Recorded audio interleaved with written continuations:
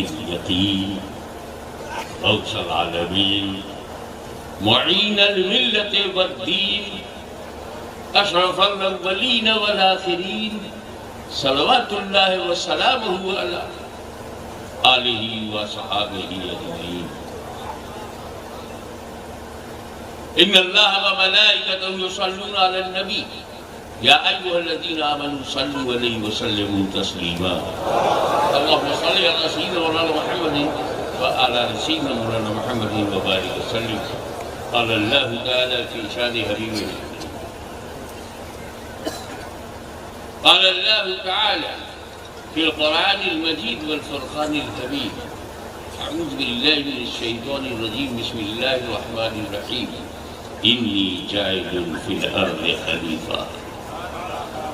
صدق الله مولانا العلي العظيم وبلغنا رسوله النبي الأمين الكريم ونحن على ذلك لمن الشاهدين والشاكرين والحمد لله رب العالمين.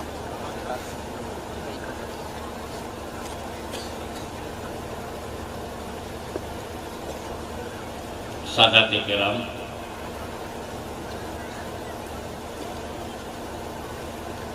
علماء کرام، حفاظ کرام،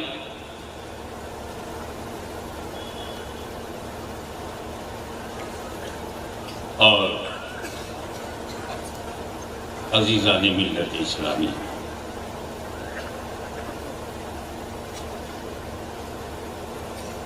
بزرگوں، نوجوانوں، عفت ماں، میری ماں بہنوں، السلام علیکم ورحمۃ اللہ وبرکاتہ۔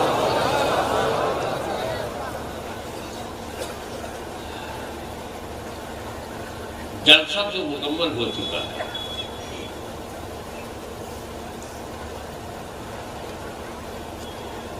نوجوانی سے بھری ہوئی تقریر آپ سن چکے، اس بڈھے کے حصے میں کچھ بچا ہی نہیں، لیکن اولڈ از گولڈ۔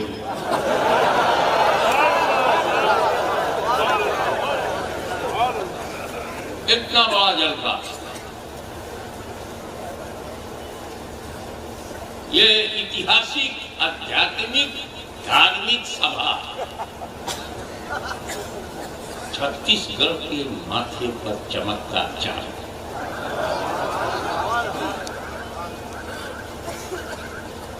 ہمارے ساتھ بادشاہوں سے ایک گڑھ نہیں بچا، اب 36 گڑھ بچائے بیٹھے ہیں۔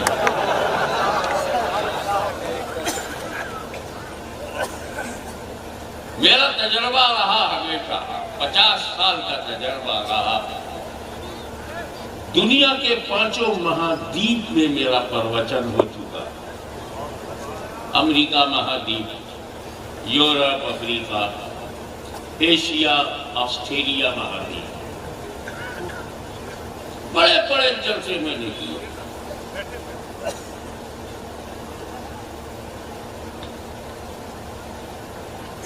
دوست بدلا جا سکتا ہے، پڑوسی نہیں بدلا جا سکتا۔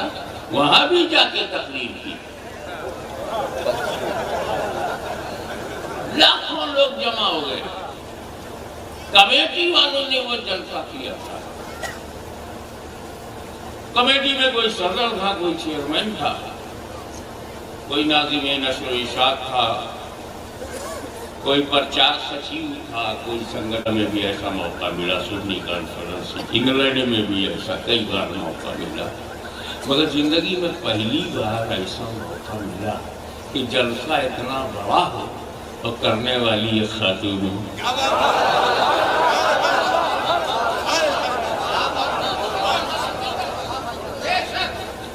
اب اگر ہماری عورتوں کے حصے میں اتنی طاقت ہے تو مردوں میں کتنی طاقت ہے۔ It's my first experience of life that a spiritual program celebrated by a woman، ویسے woman میں تو مائن ہے ہی،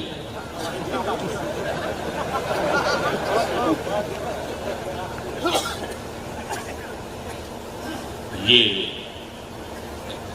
مقبولیت ہے، کہ ہم میرے تیرے بس کا نہیں.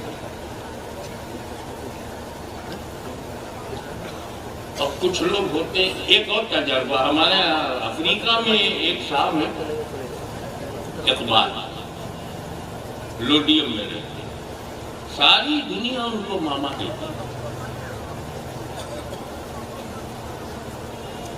اقبال ماما, اقبال ماما, وہ جگت ماما. ایک مرتبہ میں نے چائے کے لیے کہا اس کی بیوی سے کہ میرے کمرے میں چائے بھیج دو, تو خود کہتی ہے اقبال ماما بابا کے گھر چائے. بیوی بول رہے اقبال ماما ہاشمی بابا کمرے میں چائے لے جاؤ. اللہ تعالیٰ کیسے کیسے نمونے دیتا ہے. Come to the point. انی جاعل فی الارض خلیفہ. I am created a part of as a Khalifa on the earth. میں زمین پر آدم کو, دھرتی پر, فی الارض آدم کو خلیفہ. پہلے سوچیں who is آدم؟ دنیا کا پہلا انسان, پہلا بشر, پہلا مانو آدم. آدم سے پہلے کوئی آدمی نہیں.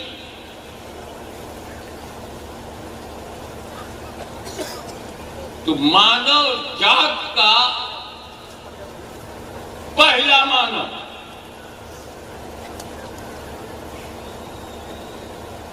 وہ جو لے کر آئے پہلا دھرم. دھرتی پہ ریلیجن تھا ہی نہیں. آدم آئے, مذہب لے کے آئے.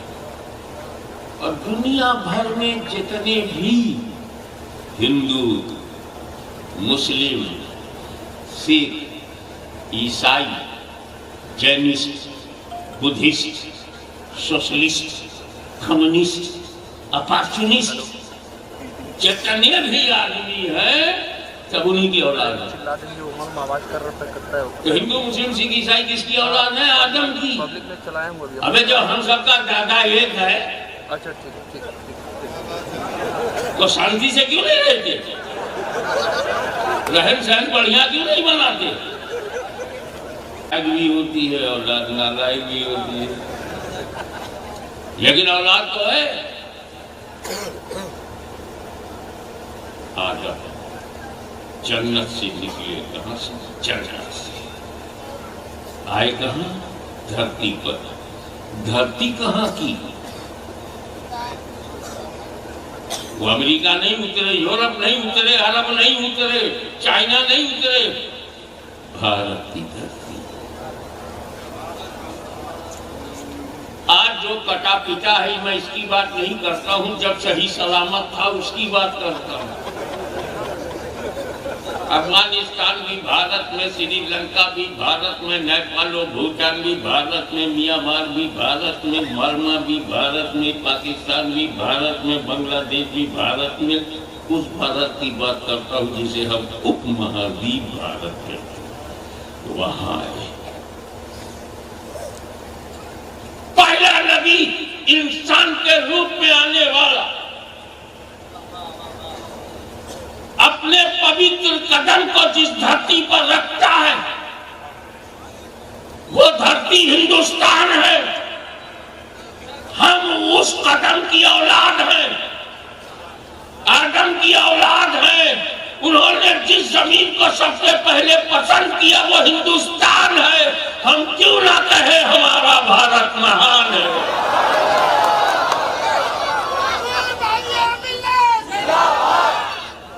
ایک بات ہو, پازیٹیولی سوچتے چلو. جب دنیا میں کوئی تھا ہی نہیں اور آدم اکیلے آئے, تو جس زمین پر آئے مالک کون؟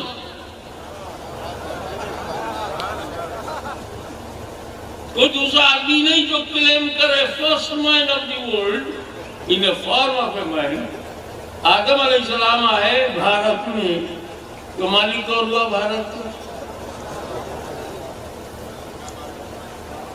تو ہم سب کے دادا پورے بھارت کے مالک.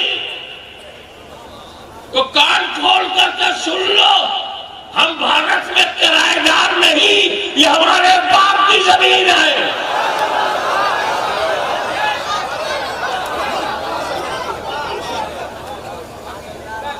اب چلتے چلتے اسی میں ایک جملہ اور ملا دیتا ہوں. کیوں نہ میں کہوں کہ میرا بھارت مہان ہے، اس پر ایک جملہ اور دیتا ہوں. اسپریچولی، ادھیاتمک اور آتما شدھی کرن کے بعد جو بولی نکلتی ہے اس روپ میں آپ کے سامنے رکھ رہا ہوں کہ جب آدم نے بھارت کی پوتر دھرتی پر قدم رکھا اور ان کے چرنوں کے پرتاپ سے بھارت وشو میں وشیش استھان پا گیا، تو وہ آدم اکیلے نہیں تھے.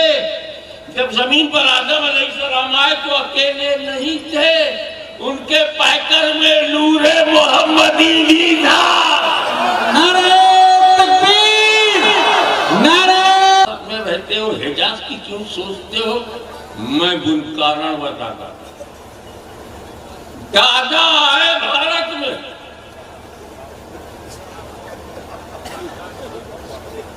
ہوا ہم سب کی دادی آئی حجاز میں، جدہ میں. عربی بھاشا میں جد کہتے ہیں دادا کو، جدہ کہتی ہے دادی. ان کے نام ہی سے وہ جدہ ہے. چلو، تو ہندو مسلم سکھ عیسائی سب کے پوروج آدم. جتنے مہان پروش پیدا ہوئے ان کے پوروج آدم. اب جنم لینے والا چاہے سنجر میں جنم لے، چاہے جینا میں جنم لے، اس کے بھی دادا پوروج آدم. چاہے سمنان میں جنم لے، چاہے چھتیس گڑھ میں جنم لے. آج جو بچے پیدا ہوتے ہیں سب کے دادا آدم، سب کے پوروج آدم. چاہے پچھوچا میں جنم لے، چاہے ایودھیا میں جنم لے، چاہے متھرا میں جنم لے، چاہے کاشی میں جنم لے، پوروج. تو اگر پوروج کی طرف پلٹنا ضروری ہے تو آدم کی طرف چلو ہم سب مل کے پلٹ جائیں. اور دیکھنا یہ ہے کہ آدم کے گھر میں جو ہے وہ تیرے گھر میں ہے کہ نہیں. آدم کے گھر میں لا الہ الا اللہ. اب جن گھروں میں لا الہ الا اللہ ہے وہ آدم کے گھر میں ہے، جنہوں نے چھوڑ دیا وہ باہر ہو گئے ہیں. واپسی ان کی ہونی چاہیے.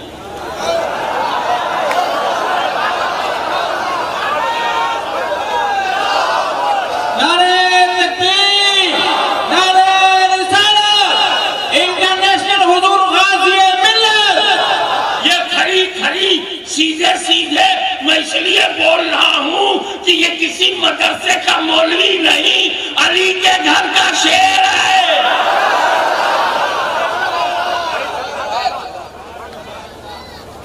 آپ اچھی طرح چلتے سمجھتے چلیے اس بات کو. دادی عرب میں، دادا بھارت میں، کون اس رشتے کو توڑ پائے گا؟ تو ہم ایک اچھے پوتے ہیں، اس لیے دادی کو بھی یاد کریں. ہندوستان میں رہ کر کے عرب جاتے ہیں، اپنی بھاشا میں سمجھو بھارت اگر ہمارا ددیال ہے تو عرب ہمارا ندیال ہے.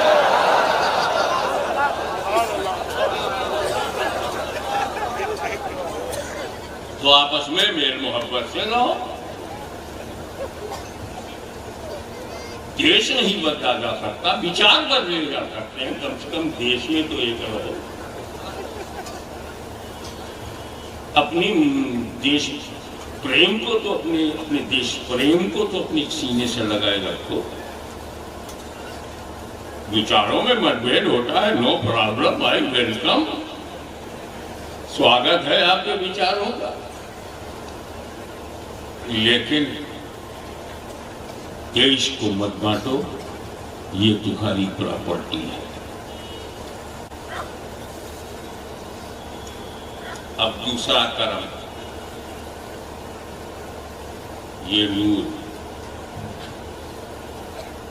ये नूर जो आदम में चमक रहा था जब 12 रबीउल अव्वल की सुबह सादिक को मक्के में चमका, जो कभी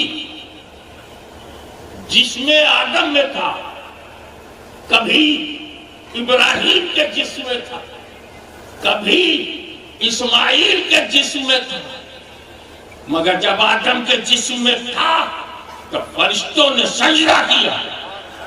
इब्राहिम के जिस्म में आया, आग जला ना सकी। इस्माइल के जिस्म में पहुंचा तो चाकू गला काट न सका। वो नूर जो नबियों को चमका रहा था, वलियों को चमका रहा था, पवित्र माओं को चमका रहा था, उस्ताए मुबारका को चमका रहा था, अब हम गरीबों को चमकाने के लिए अब तो शान से आया। एक झलक नूरानी मियां ने इसकी पेश की। हिजरत की रात है, नबी की जात है, अली का साथ है, हाथ में हाथ है, तजलियों की बरसात है, काफिरों की घात है, वल्लाह क्या बात है। 40 काफिर, 80 आंखें, टुकुर टुकुर टुकुर टुकुर दरवाजा देख रही है जैसे नबी निकले मारो।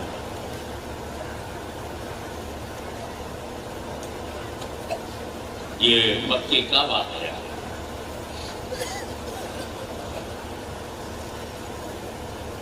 इधर अंदर रसूल पाक ने कहा, ए अली,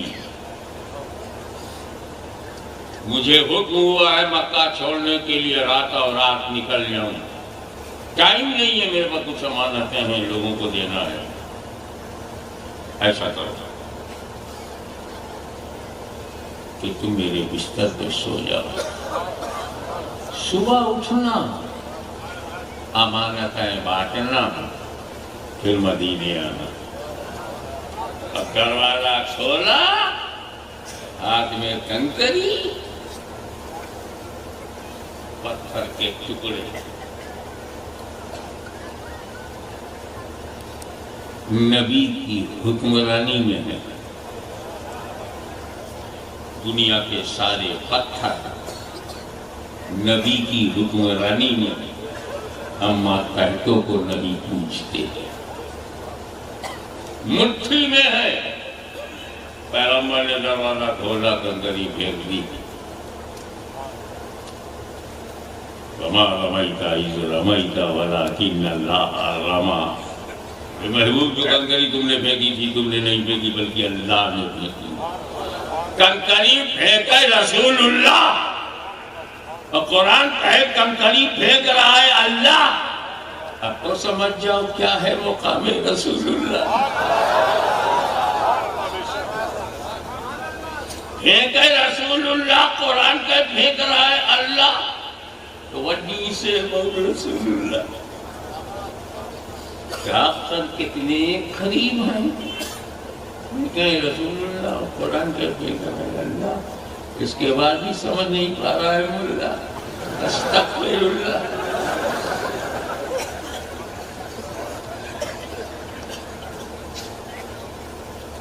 सब अंधराई गए।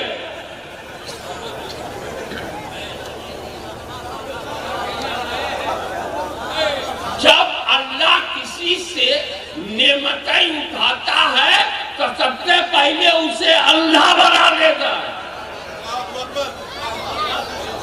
हक दिखता नहीं, हक सुनता नहीं, हक बोलता नहीं।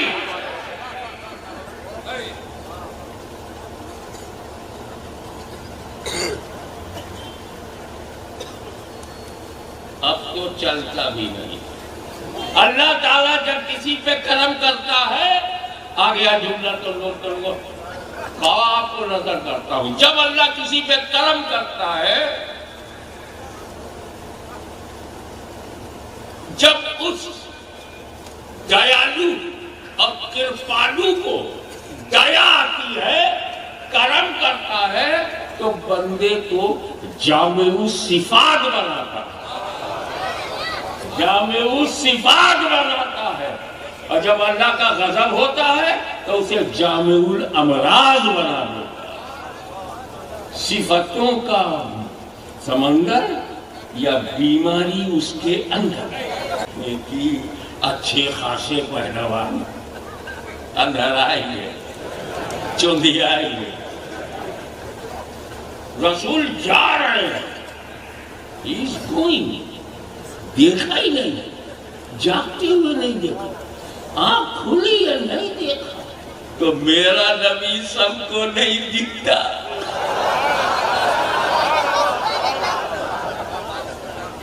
اور کلیئر کر دوں، حضور نکلے، کافر کھڑے ہیں، سامنے سے چلے گئے، کافروں نے نہیں دیکھا، میرے نبی کو کافر نہیں دیکھ پاتے۔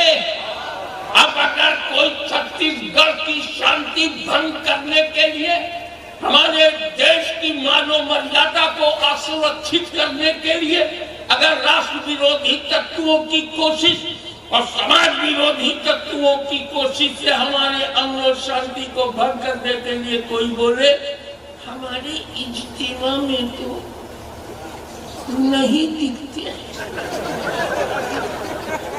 ہم دلی گئے نہیں دکھے، بھوپال گئے نہیں دکھے،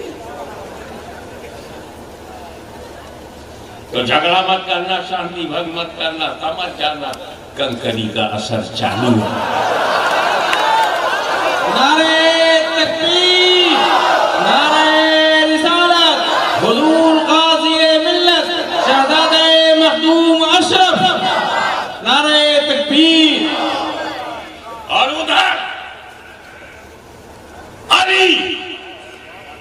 علی مشکل کشا، خیبر شکن، شاہ زمن، آفتاب نبوت کی دلکش کرن، ابو الحسن علی ابن ابی طالب فرماتے ہیں، اس رات میں ایسی چین کی نیند سویا کہ پورے جیون میں ویسی چین کی نیند نہیں ملی۔ 40 کافر تلوار لیے، ہتھیار لیے، مرڈر کی نیت سے، ہتیا کے ارادے سے باہر ہے، علی چین سے سو گئے۔ کیا سچویشن میں سوئے ہیں؟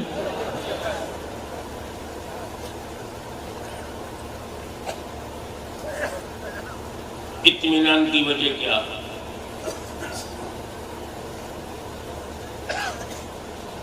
ویسی چین کی نیند تو ولیم بلیک بھی نہیں لکھ پایا۔ کوشش کی اس نے، slip beauty bright, dreaming in the joy of night, مگر مولا بھی کہتے ہیں میں لائف میں ویسی چین کی نیند نہیں ملی۔ کہ سرکار ہمارا حال تو یہ ہے کہ اگر 2 بجے رات میں باہر کی پولیس آ جائے اور دروازہ کھٹکھٹا دے، ہم دروازہ کھولیں دیکھیں کہ 10-12 پولیس والے آ رہے ہیں، تو پورے پریوار کی نیند اڑ جائے گی۔ 2 بجے رات میں بندوق دھاری، گھبراہٹ میں سب کی نیند اڑ جائے گی، فجر کے بعد شاید سو پاؤ۔ اور یہاں 40 کافر تلوار لیے بستر کو گھیرے ہوئے ہیں، اور علی کہتے ہیں میں چین سے سو گیا۔ مولا چین سے سونے کی وجہ کیا تھی؟ ان کا بے چین ہونے کی وجہ بتا دے۔ باہر کافر ہے، باہر ہے۔ مجھے تو چین اس وقت نصیب ہوا جب میں نے اپنے آقا کے شبدوں پر غور کیا، علی میرے بستر پہ سو جا، صبح اٹھنا، امانتیں بانٹنا، پھر مدینے آنا۔ علی سمجھ گیا کہ کبھی بھی میری موت ہو سکتی تھی، آج کی رات مجھے موت نہیں آ سکتی، کیونکہ نبی نے میری زندگی کی ضمانت لے لیا۔ صبح اٹھنا ضروری، امانتیں بانٹنا ضروری، مدینے لوٹنا وہاں تک کی گارنٹی لے لیا۔ اب جملہ دے رہا ہوں، جس کی گارنٹی نبی لے لے وہ علی ہوتا ہے، علی، اور جس کی گارنٹی علی لے لے وہ ولی ہوتا ہے، ولی۔ نعرہ تکبیر، نعرہ رسالت، نعرہ حیدری، جلسہ قطب المدار، نعرہ تکبیر۔ 40 سال خاموش نبوت، 13 سال بولتی نبوت، 53 سال مکے میں سرکار رہے، ایک دن کے لیے بھی نہیں سوچا کہ کعبے میں 360، اللہ کے سب سے بڑے گھر میں 360، ایک دن نہیں سوچا۔ پھر محلوں میں، لوگوں میں، اہل مکہ میں جاتے تھے، توحید کا جام پلاتے تھے، جو پی لیے جنہوں نے نہیں پیا، ظلم کیا، اتیاچار کیا۔ 13 سال تک نبی پر اتیاچار ہوا، 13 سال نبی پر ظلم ہوا، ہر پرکار کا ظلم ہوا۔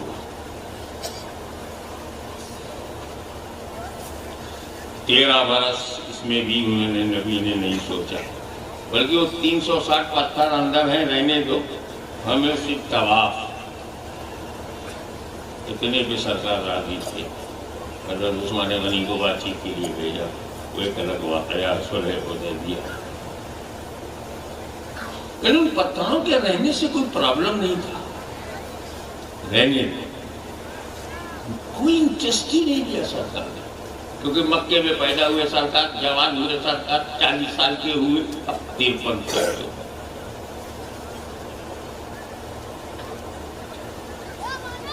لیکن جیسے ہی وہ مکے سے دور ہوئے اور مدینہ منورہ پہنچے، فکر ہو گئی، کعبہ بھی یاد آیا، غیر قانونی قبضہ بھی یاد آیا، مسجد حرام پہ غیر قانونی قبضہ بھی یاد آیا، اور پھر طے کیا کہ اب اسے پاک کر کے رہیں گے، پاک کر کے رہیں گے، پاک کر کے رہیں گے۔ کیا سمجھا؟ زیادہ پاس رہنے سے یادیں نہیں آتی، دور ہو جانے سے یادیں بڑھ جاتی۔ ہجرت کے ہجر نے یادیں کعبہ بڑھا دیا۔ 8 سال کے بعد سرکار آئے، ہر پتھر کو اس کی صحیح جگہ پہنچایا۔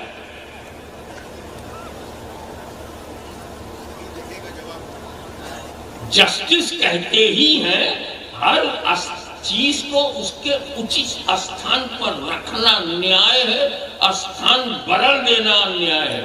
یہ سب استھان بدل کے آئے تھے تو ان کو صحیح جگہ پہ پہنچا دیا گیا، لیکن منظر کیا ہے؟ پورے رجیم میں پریورتن آ گیا، انقلاب آ گیا، سب کا پریورتن ہو گیا، اتیاچاریوں کو دن میں تارے دکھائی پڑنے لگے۔ اب سرکار نے کہا چلو باہر سے تو یہ پاک ہو چکا ہے، اندر سے بھی کرو، تاکہ پتہ چلے کہ اسلام میں اونچ نیچ، بھید بھاؤ، رنگ نسل نہیں ہے۔ جو چرتر میں مہان ہوتا ہے وہی ہمارا امام ہوتا ہے۔ بلال حبشی رضی اللہ تعالیٰ عنہ سے کہا جاؤ آگا، اب اندر کس کو لے جا رہے ہیں؟ یہ منظر بڑا دیکھنے